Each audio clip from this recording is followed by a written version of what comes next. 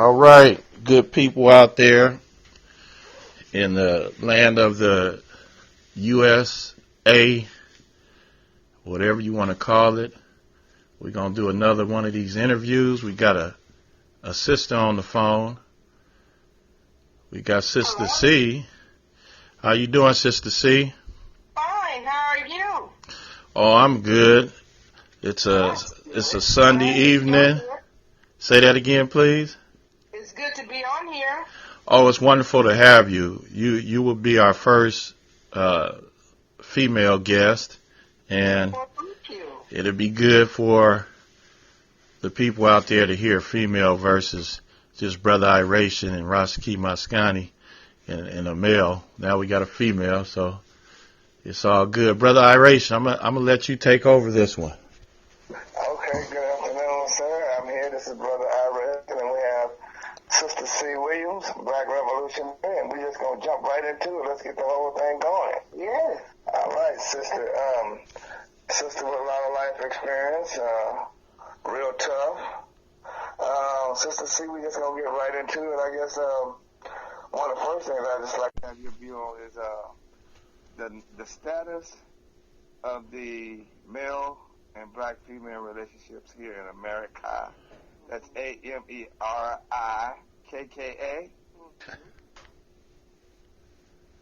So, what are your thoughts on that black male-female relationships as of today?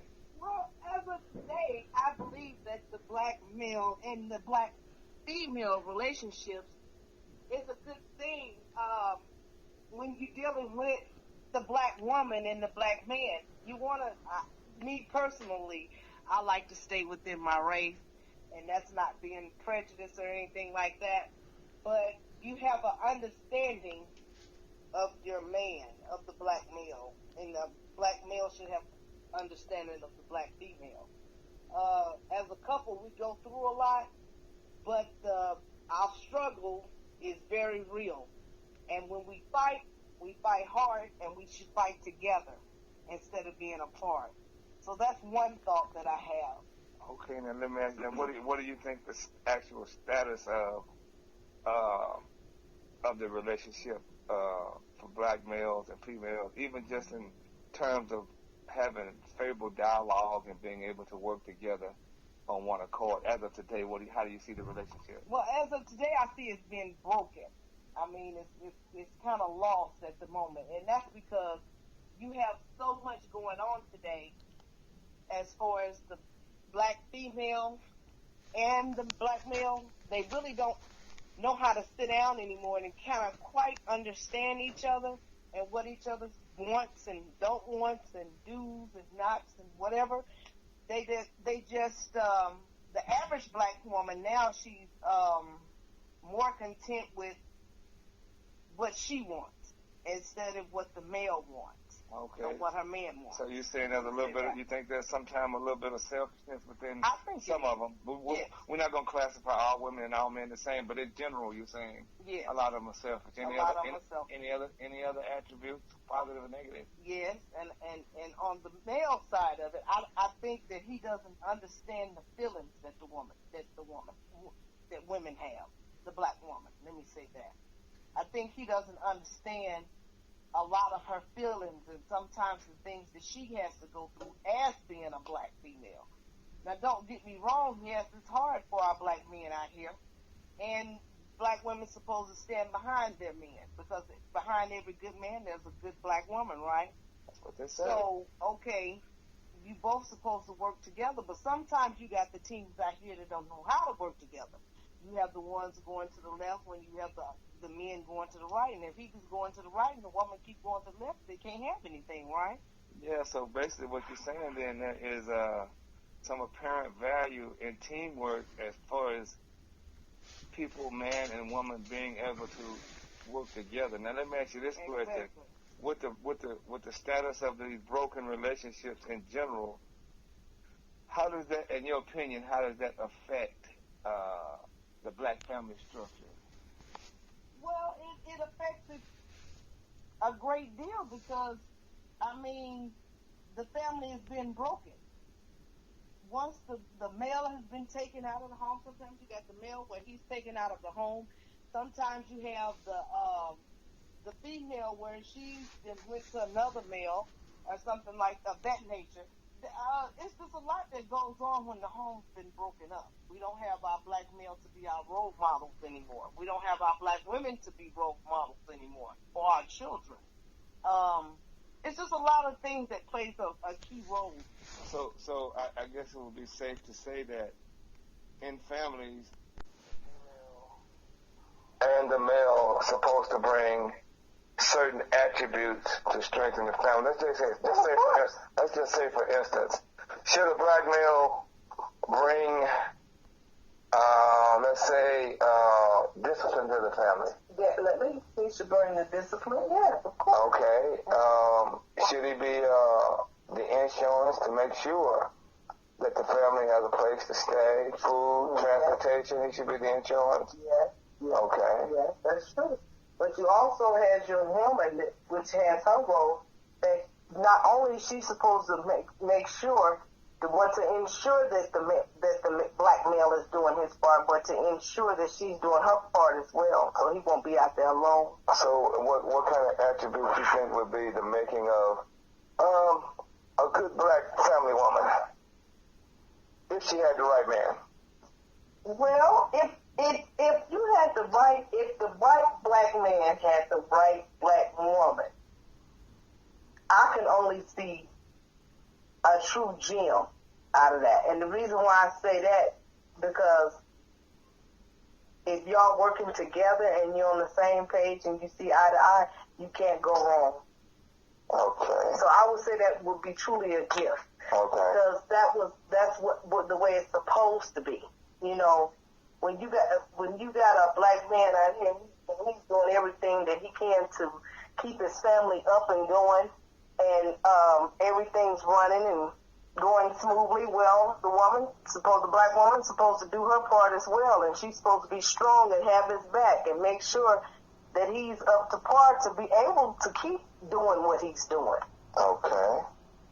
So now, could you, or do you have any kind of thoughts on the effects of television, slavery, some aspects like that have had, what negative effects has these had on families?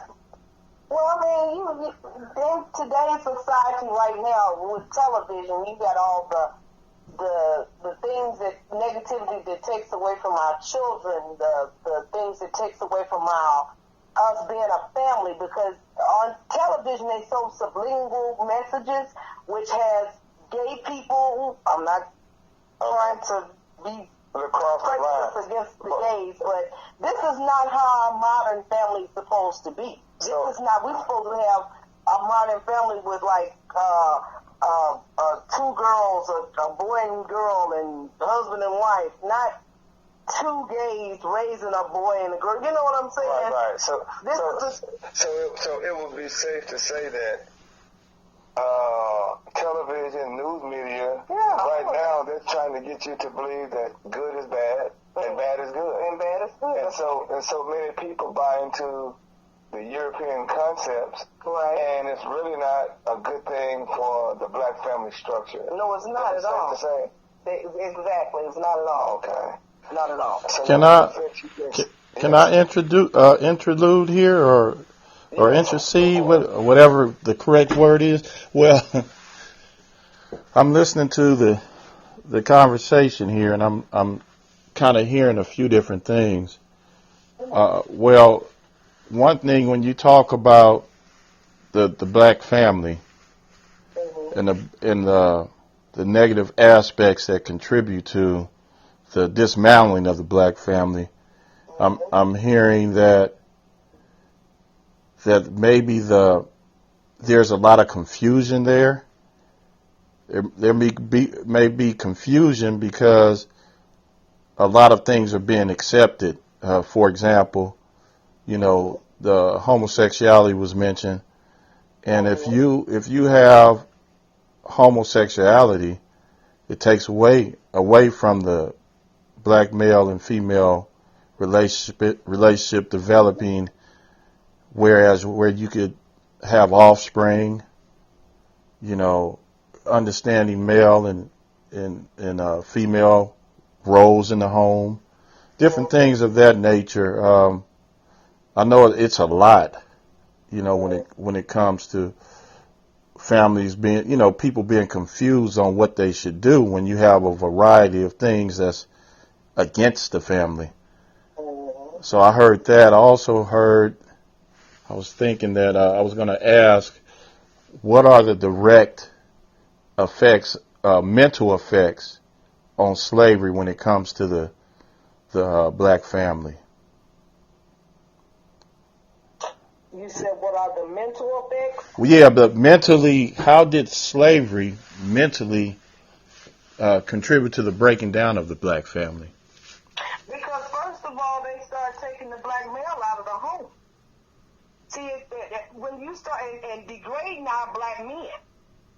So when you start to do that and start to degrade these black men in front of their family, that is the first start of the slavery. That's what they were doing. The white men were taking our black men out of their homes. They were hanging them. They were whooping them. They were cutting off their private parts. They were doing everything. They were having homosexuality with them. They were doing everything that they knew to degrade the black man. So now, that's where it started from. And that's the mentality that is still going on to this day. It's just hidden in other agendas, but it's the same thing. Okay. Even on their jobs where they're working, they degrade our black men.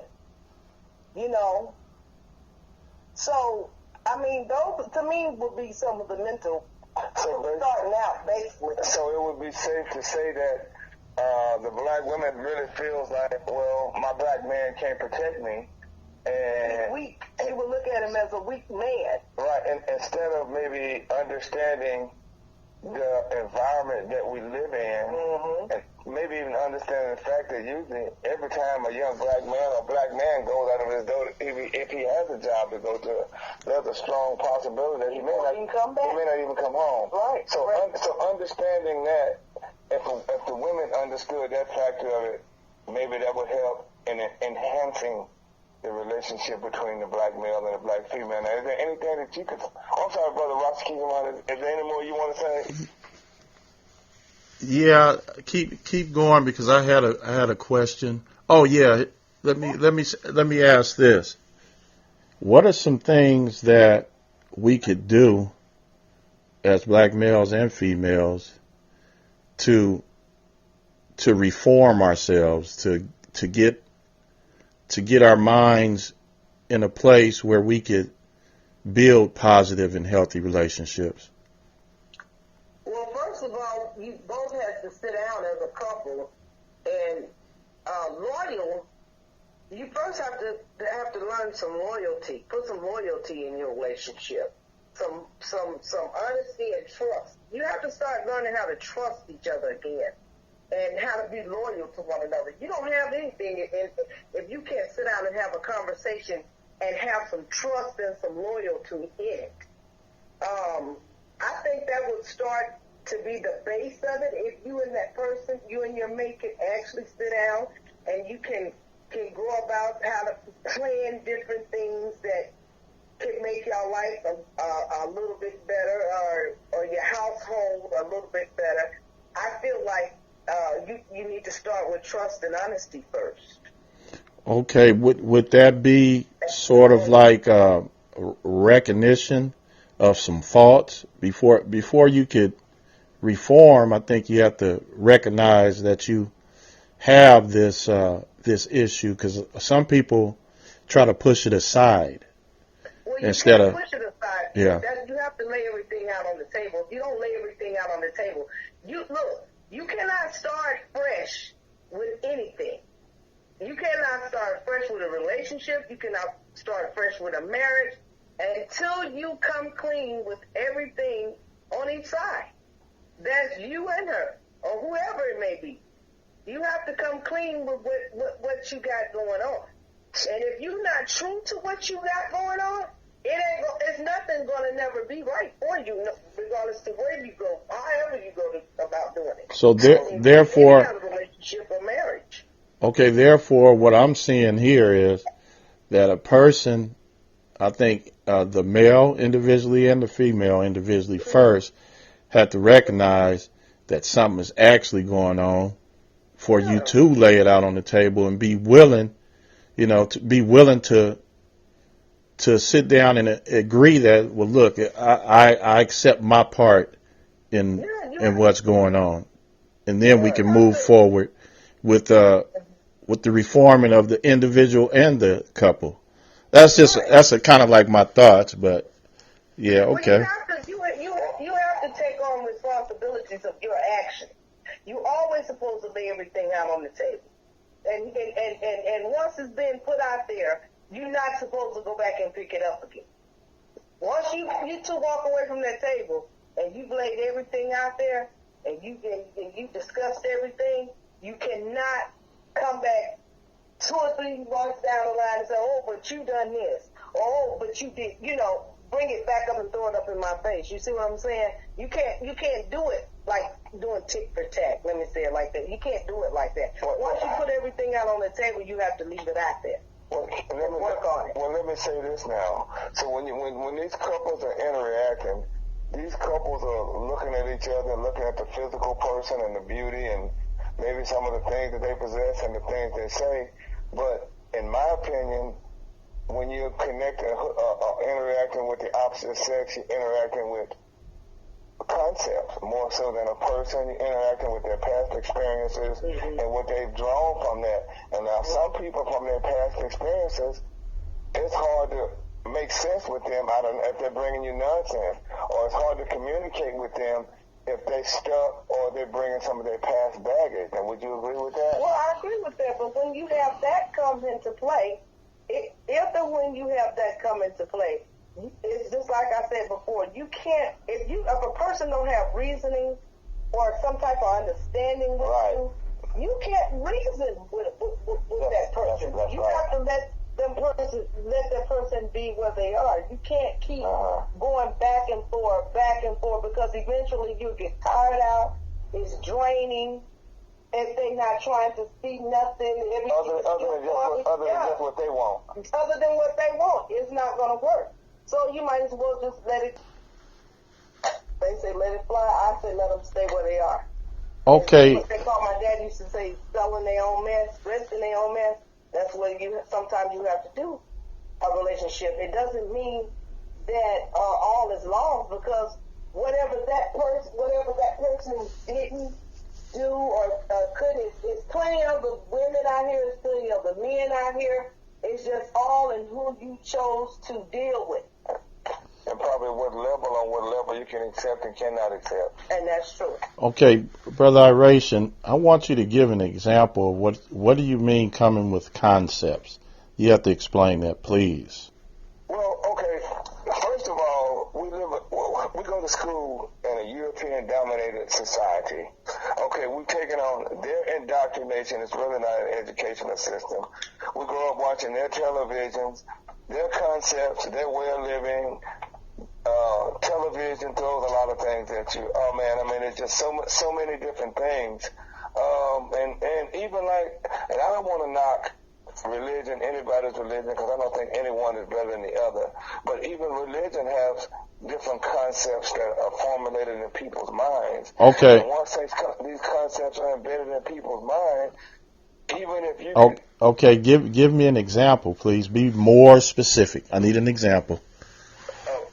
Of just a concept. Give me a concept and how it affects a male and female relationship, how it takes away from it. A concept that was learned through European indoctrination. Go ahead. Well, I mean, do you want to start with Jesus concept? You want to start with religion, or you want to go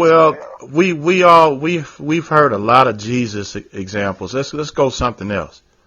Okay, like anything in particular. You give me a concept that somebody comes to a relationship with, and it causes an issue. Okay. Well, okay. Well, some people will come to a relationship with negative concepts because of what has actually happened in their relationship and how they actually came out. Everybody don't come out of a relationship negative. Some people come out growing. Some people come out learning. Some people come out negative and they come out stuck. So some people bring bad attitudes in a relationship. For instance, like they may not want you to tell them the truth, or they don't want to hear the truth coming from you. Or a good example is when you're trying to talk to a person and they're listening just to respond. They're not listening to learn and say, oh, okay, I see what you understand. I mean, they're like on edge. Time you say something, they're ready to cut you off, chop into you before you can even get your point across. Okay. Okay, I'm trying to get some very specific here, and I'm about to shoot. Poor communication. Well, that's number one. Okay, well, let me. They're not willing to communicate. Okay, well, this is what I want to talk about, that the concept of derailing the conversation. Conversation Okay. derailing. Go ahead. Okay. Okay, well, conversation derailing is like this. Okay, I'm talking to a person, and I'm trying to give them truth and facts, and they'll butt in, cut you off, change the subject, change the conversation so that you can't even really make your point. That's a person that's listening to respond. Not a person listening to learn. Not a person listening to saying, oh, okay, well, maybe you're right. Maybe I need to work on that. And when you're dealing with those type of people that derail conversation and cut off learning, it's like trying to reason with somebody that's not being reasonable. Okay. Sometimes you can't. Okay, let's do some role playing. We got Sister C here. I want Sister C to kind of dramatize trying to talk to you about an issue. And then I want you to demonstrate how to derail so people can learn what we're talking about, how we derail what is it, conversation derailing? Conversation derailment.